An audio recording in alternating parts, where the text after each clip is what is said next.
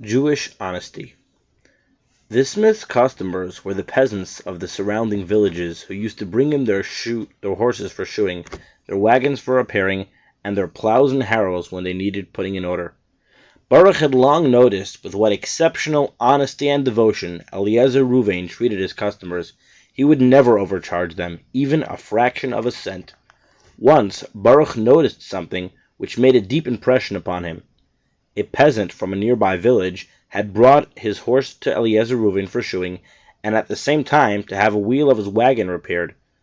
Another peasant had brought his horse to have 4 new shoes put on, and when the time came to ask for the money, Eliezer Ruvain charged this peasant the amount he should have charged the first one. That is to say, he overcharged him 6 groschen. Both peasants had already gone away when Eliezer Ruvain realized his error. He was so upset about it that, despite the smallness of the overcharge, he immediately set off on foot to the village where this peasant lived, a distance of about 3 miles, to refund the money to him. Baruch was staggered. He had never seen such meticulous righteousness on the part of an ordinary person. He asked the smith if he really thought it worthwhile to walk the 6-mile distance for a matter of 6 groschen, to which Eliezer Ruvain replied, "It is written of the people who lived before the flood that they were so rotten that they did not disdain to rob a man of less than a pruta. Do you want me then to be even worse than the wicked people of that generation, and rob a man of 6 groschen?" Eliezer Ruvain was not only particular in his attitude toward his fellow man, but also in his attitude toward his Maker. Every morning and every evening, in summer as well as winter, in rain and in snow, he used to go to the Beis HaMedrash. He was not satisfied merely to come and pray there. He also took the opportunity of learning some Torah. He, like so many more workers, belonged to the Chevra Tehillim, the Chevra Ein Yankiv, the Chevra Medrash. In addition, he was a subscriber to all the charitable organizations of the town, and always paid his dues punctually. Baruch not only learned to know and appreciate this remarkable smith, but also became acquainted with his neighbor, who used to be a frequent visitor of Eliezer Ruvain's. His name was Zvulun Binyamin, and he was of immense height. His shoulders were broad and strong, and his hands were long and powerful. He was swarthy complexioned, and his forehead was small. His voice was dull, and so was his brain. This Zvulun Binyamin was an ignorant man, and yet he was a God-fearing individual. Zvulun Binyamin at first hardly knew the alphabet, but by degrees and in the course of many years, and after much effort, for with his poor brain power it did indeed require the greatest possible effort, he at long last managed to learn to daven the weekday service and to make a blessing on the Torah. On Shabbos and festivals he could only follow the Shliach Tzibur. In comparison with Zvulun Binyamin, the smith Eliezer Ruvain was quite a scholar.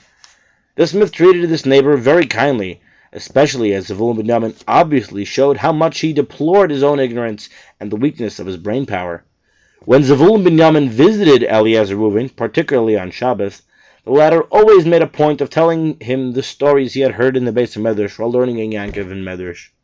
Zvulun Binyamin positively swallowed every word that came from the lips of the smith. Having lived all his life among non-Jews, he did not know any Yiddish. The smith therefore translated everything for him into Polish. As it happened, Eliezer Ruvain knew Polish rather well, and so it was not difficult for him to explain these matters, which he himself perhaps only understood superficially, to Zvulun Binyamin. The smith's lively talk in Polish often attracted non-Jews, who would gather around and listen with great interest to the stories he told out of Ein Yaakov and the Medrash, scratching their heads and shouting approvingly, "Very good, Master Ruvain! Dobshe, dobshe, paruvke!" The manner in which Eliezer Ruvain the smith tried to teach Zvulun Binyamin, so far removed from spiritual matters, greatly impressed Baruch and became permanently engraved on his mind. It showed him the real depth and beauty of the Jewish soul. The smith, apparently quite an ordinary person himself and very little learned, went to no end of trouble to impart that little knowledge to one who knew even less. This feeling of love and responsibility for one another was the secret of the power that held Jews and Judaism together, Baruch felt. Baruch acquired a greater interest in the smith's disciple, Zvulun Binyamin. What he could not find out for himself, he inquired of his employer. He found out that Zvulun Binyamin was born and bred in a village among non-Jews. His father used to do all manner of rough work. He used to dig ditches and also occasionally deal in horses. He was something of an expert in his knowledge of cattle and horses. He also knew a great deal about their maladies and how to cure them, so much so that peasants and even their squires used to bring their sick beasts to him for veterinary treatment. Until Zevulun Binyamin attained his bar mitzvah, he hardly knew anything of Judaism. When his father died, he was not even able to say Kaddish for his departed soul. Zevulun Binyamin followed in his father's footsteps for earning his livelihood, having inherited some veterinary knowledge from him.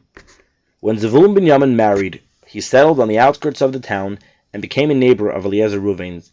The latter showed great friendliness towards him and awakened in him a desire to keep up Judaism. Under his guidance, he made fair progress, despite the fact that he was such an ignorant man. On Shabbos and Yom Tov, Zevulun Binyamin used to stand in the Beis HaMedrash with a talus over his head and shed bitter tears. This was already after he engaged the teacher to teach him to read Hebrew. Before this, he used to have the same teacher to help him at home with his prayers. Eliezer Reuven the smith was very proud of Zevulun Binyamin. He felt very proud of the fact that due to him, such a remote member of the Jewish people, as was Zevulun Binyamin, should have turned so enthusiastically to Judaism. In other circumstances, he might have remained among non-Jews, or even being among Jews, he might yet have called upon himself their ridicule at his excessive ignorance and become discouraged and dispirited. Eliezer Reuven, however, won him over with love and fussed over him as if he were his own child. Zevulun Binyamin found in the smith both a friend and a teacher, and acquired a love not only towards God, but also towards his fellow beings. He gave a great deal of charity and showed great respect for those well learned in Torah. He and his wife engaged a scribe to write out Sifrei Torah, which they presented to the Beis HaMedrash. They also took into their home 3 orphan children whom they treated as their own. They engaged the best available teachers for them and their sons, who grew up well learned in Torah. Baruch helped the smith at the smithy for some considerable length of time, and felt that he had found in him not only a source of income, but also a guide. He found much to admire and learn from this ordinary, simple soul. Thus the winter passed, and Pesach drew near. Eliezer Reuven invited Baruch to spend the Yom Tov at his house. "All the time you refuse to eat at my table, but you can't eat alone on Pesach," the smith said to him. Baruch, however, made it a condition of his acceptance that the smith would allow him to pay for his meals. "Why, that's out of the question," replied the smith, shocked at the idea of taking money from a poor boy for hospitality on Yom Tov. Baruch explained to him that it was a matter of principle with him, and that it was for this very reason that he had voluntarily become a wanderer, so that he could earn his living by the toil of his own hands, and not need to accept charity from anyone. He did not tell him, however, the other reason for his self-chosen exile, namely, that he did not want people to find out that he was a great scholar. Nevertheless, Eliezer Reuven saw that here was no ordinary boy, for he quoted with ease passages from the Chumash and from the sages to support his arguments. The smith began to understand and appreciate the boy's reasons and agreed to his condition. Baruch now had an opportunity of observing how the smith made preparations for the holy Yom Tov, and also how he kept his holy festival. Everything made a great impression upon him. Baruch saw that it was possible to be a sincerely observant Jew even if one were not very learned. 3 days before Yom Tov, Eliezer Reuven left his work at the smithy and set about preparing the house for the coming festival. Customers brought their wagons for repairing and their horses for shoeing. Eliezer Reuven could have earned a pretty penny, but he sent them all away, explaining to them that it was on account of his holy festival. Baruch noted all this and acquired an even greater respect for his employer, who, after all, barely managed to make ends meet. Very few people, he felt, would have been prepared to make a similar sacrifice of earning a legitimate penny under the same circumstances. But Eliezer Reuven had a more important job to see to, which was to see that everything in the house was thoroughly and adequately koshered for Pesach. No time this for money-making. He had to see that everything in the house, every stick of furniture, was turned out and washed, scrubbed, aired, and dusted. He whitewashed the house and changed the old bricks in the oven for new ones.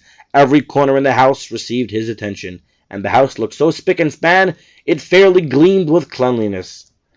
On the day before Yom Tov, Eliezer Reuven went to the baths and changed into new Yom Tov clothes. When he came home, Baruch accompanied him to the Beis HaMedrash. They returned home and somehow felt the difference in the atmosphere. The house sparkled, and there was a real Yom Tov spirit in the air. Eliezer Reuven, his wife, his daughters, and his only son all seemed to look different. The Shabbos and festival soul shone in their eyes. When the time came to recite the Haggadah, Eliezer Reuven asked Baruch if he would like to translate and explain it to the household. Baruch was delighted to oblige. They all listened attentively to his lucid and interesting explanations and observations.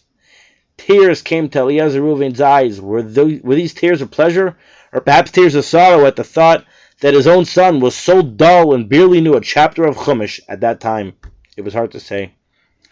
All the efforts of Eliezer Reuven to make a scholar of his own son, and he engaged the best teachers possible and spared no expense, seemed wasted on his dull brain, and this grieved the father very much indeed. Baruch did not forget the Pesach he spent at the home of Eliezer Reuven, and when the next Pesach came around, he went to him again. He was at that time living in another town, but decided to return to Dober Mizl for Yom Tov, to spend it with his former employer, for payment of course. The latter, knowing already how Baruch felt in the matter, accepted without an argument. Baruch liked coming to Eliezer Reuven, not only because he felt so completely at home there, but because he always imbibed a spirit of true Judaism when he was with him. Baruch never forgot the smith's consistency, honesty, and piety. All this Baruch recalled very clearly, and it made him look forward with eagerness to his next meeting with his friend, the smith of Dober Mizl.